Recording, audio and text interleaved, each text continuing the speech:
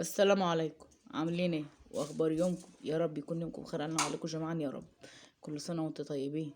ربنا يجعلها بالخير علينا وعليكم، اللهم امين يا رب العالمين. ويرزقنا احنا وانتوا، اللهم امين يا رب العالمين. النهارده بقى هنعمل ايه مع بعض؟ شويه بشاميل كده. هنعمل احلى صينيه بشاميل كده مع بعض. بسم الله ما شاء الله. يعني انا كان عندي الشوربه دي كانت في الفريزر، طلعتها في الفريزر وولعت عليها تفك زي ما انتم شايفين كده، ولعت عليها النار غلت. وكنت جايبه، اللهم صل على النبي، اعوذ بالله من الشيطان الرجيم، عندي برد ولا ايه؟ مش عارفه، البرد مش هيسيبنا للسنه دي. جايبه كيلو ونص لبن بجري. مهم. وبنزل عليه بقى بالايه، بحط اللبن، مثلا كميه اللبن اللي انا عايزاها كوبايتين تلاتة زي ما انت عايزه، على قد الشفشق بتاعك. لو الشفشق بتاعك ياخد مثلا نص كيلو حطيه، بس خلي بالك لما تحط عليه دقيق بيزيد. ومسكت الدقيق نخلته حلو وحطيت كل شفشق بحط عليها، اللهم صل على النبي، 6 معالق دقيق، واضرب في الخلاط. دي طريقة البشاميل اللي انا بعمل بيها.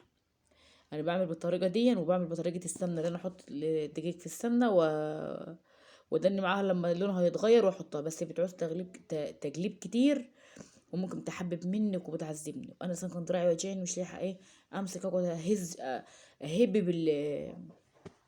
بالكرنيب كده واعمل بيه وافك الكلاكيع دي وافك الكلام ده. فقلت ايه، الطريقه دي طريقه سهله وسريعه، ما بتاخدش وقت على النار، ومش عايزه مجهود. وانا كنت اصلا تعبانه عن دور برد. الفيديو ده والله العظيم مسجل بقاله، متصور بقاله حوالي 4 ايام.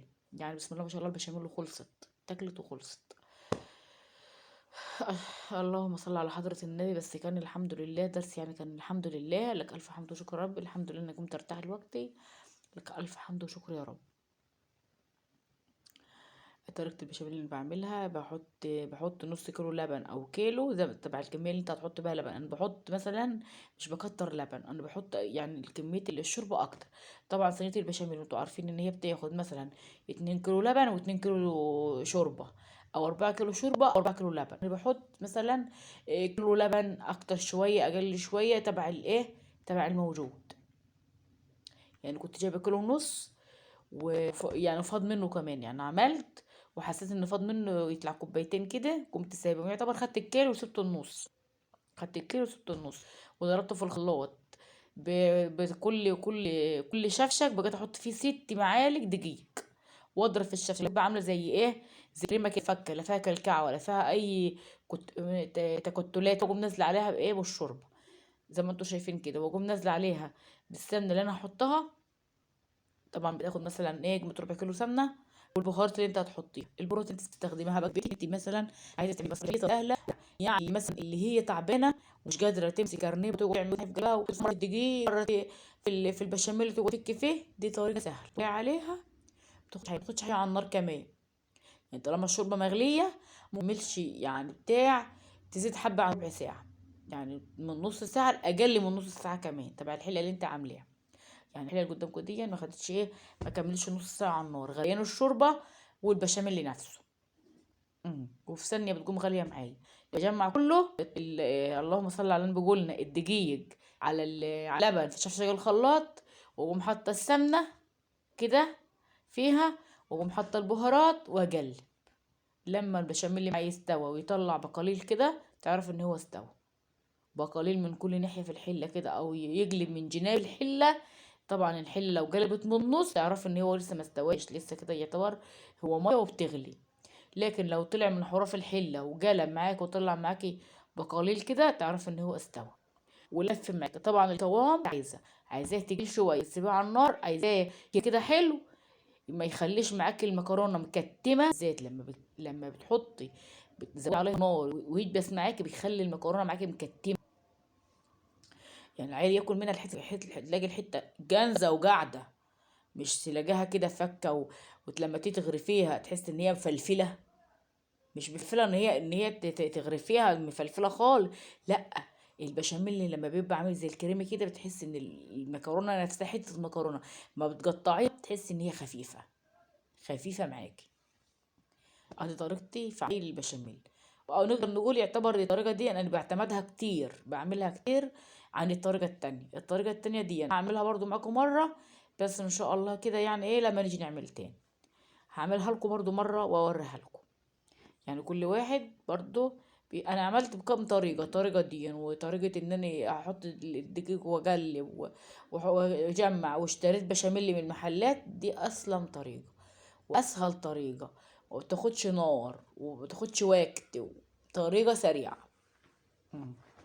وطبعا ساعة ما تحط فيه اللبن تحط فيه السمنة والحاجة، ايدك ما تطلعش منه، كل 5 قلبي.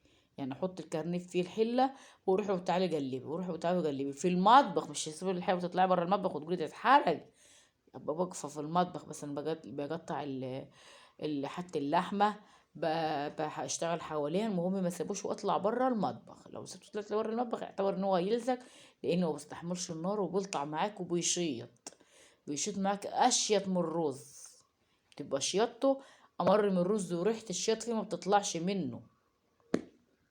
حطيت شوية مية على النار، طبعا البشاميل اللي خلص كده فات عنه، وسبته بقى يهدى معايا شوية يبرد عما اجهز المكرونة واجهز اللحم.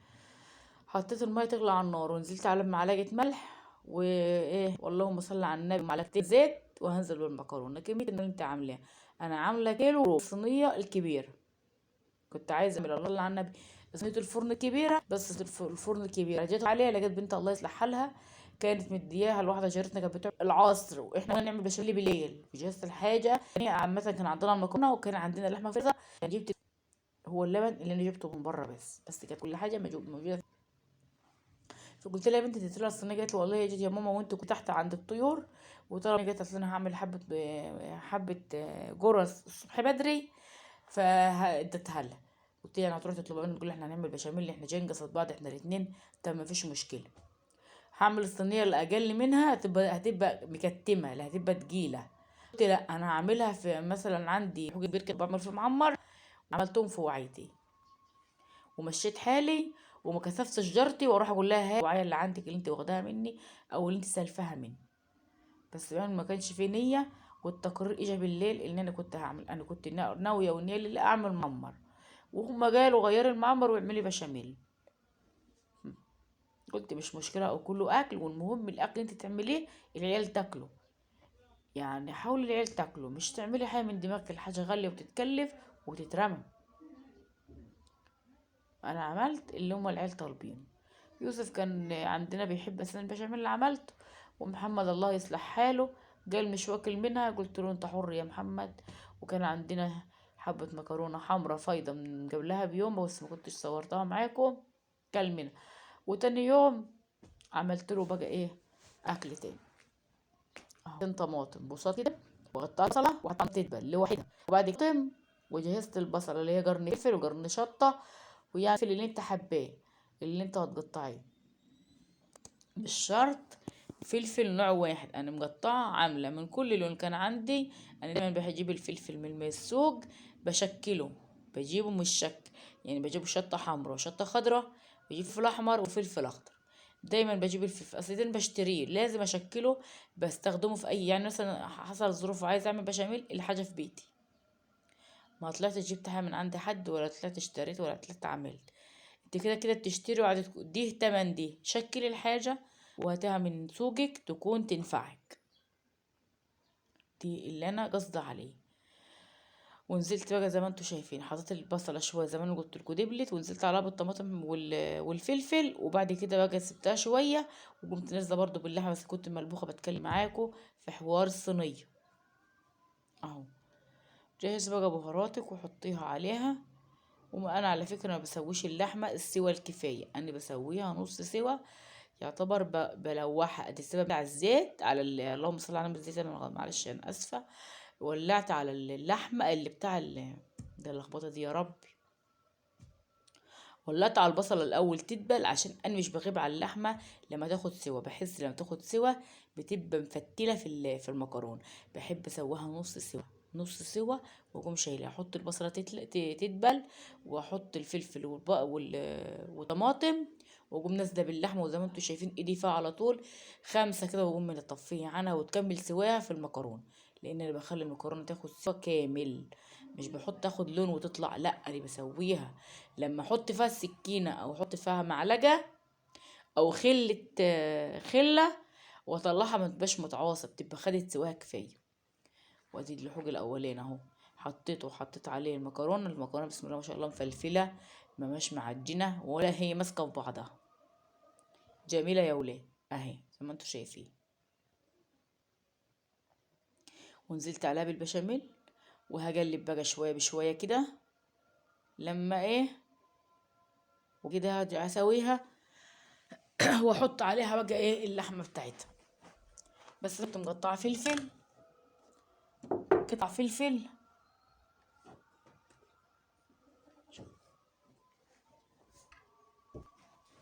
اهو، وفلفل كده بحب الفلفل دي في البشاميل بالذات. قطعت فلفل وجنشة كده في من غير ما هو ناي والله العظيم كانت تحفه تحفه، خفيفه تجي اي حاجه، وقضت يومها وعدت وحضر ربنا وشكرني. كنت انا راح اشتري بيض، مش كده بيض، وهعمل بطاطس وهعمل برنجان نفس يعني دي تحسبيها بتلاقيش حاجه.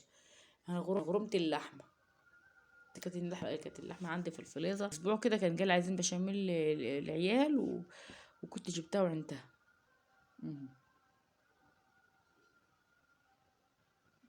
احط الفلفل وارجع احطه تاني فوق اللحم.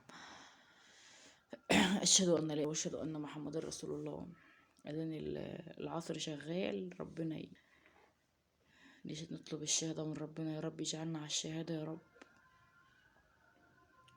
يجعل لساننا واخد على كلمة الشهادة، اشهد ان لا اله الا ان محمد رسول الله، وترزقنا بالرزق الحلال يا رب والله في حياتنا.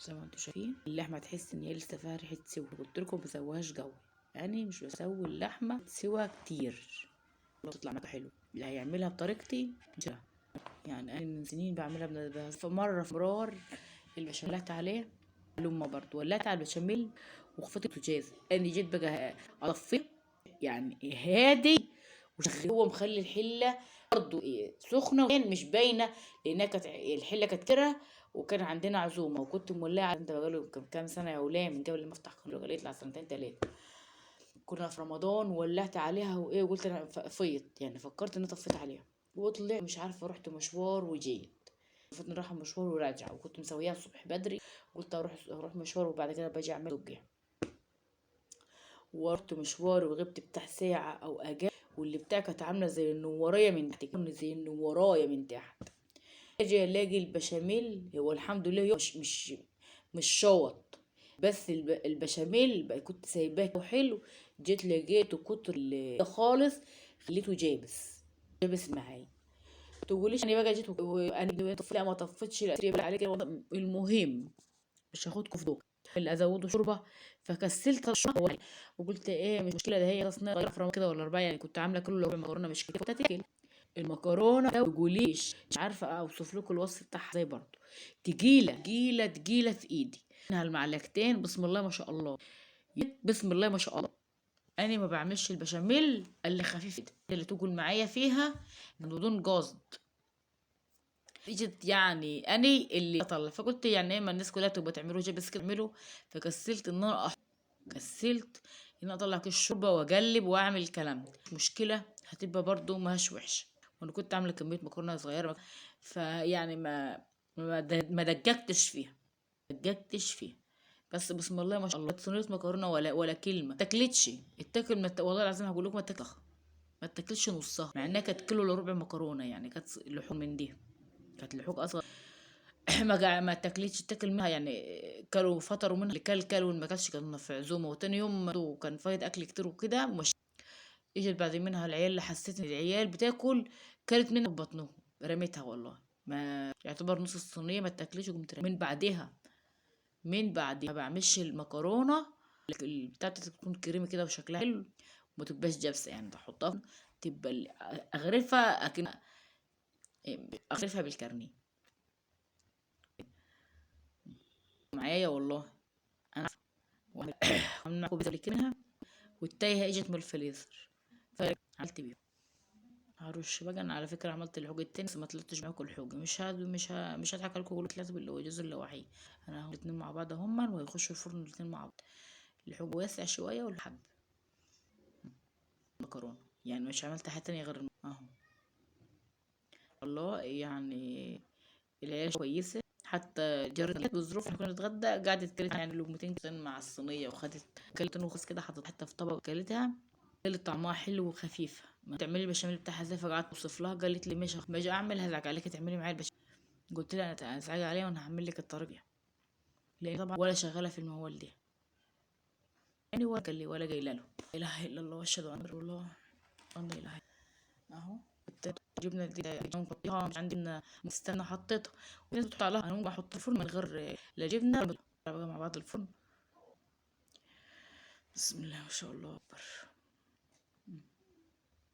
يا ولاد عايزين نكبر القناه شويه، حاولوا تكبرونا اللايكات يا ولاد.